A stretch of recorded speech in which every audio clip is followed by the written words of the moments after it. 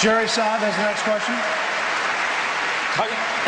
Congressman Paul, South Carolina has 7 major military bases and thousands of people employed in the defense industry. But you want to make major cuts in defense spending, several $100 billion in the coming years, that inevitably would cost South Carolina jobs. What do you say to people in this state who worry that your military plans would hurt the national security and cost South Carolina jobs? I would say your question suggests you're very confused about my position.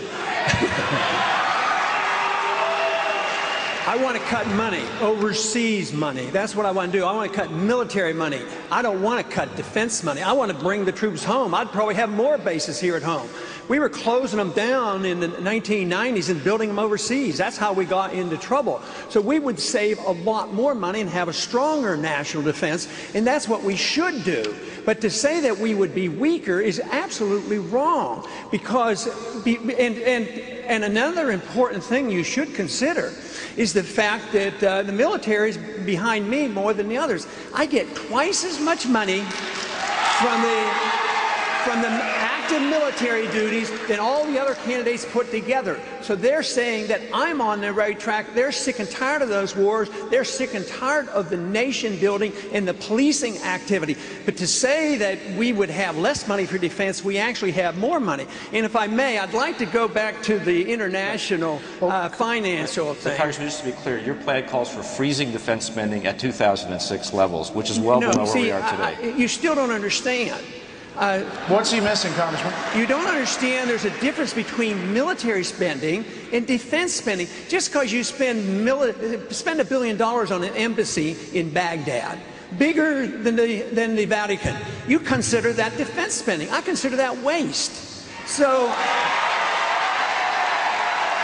now, if you want to, a little while ago we were talking about, funding the unemployed. Of course, that should be privatized, and I don't support it. But I don't support cutting that off like that.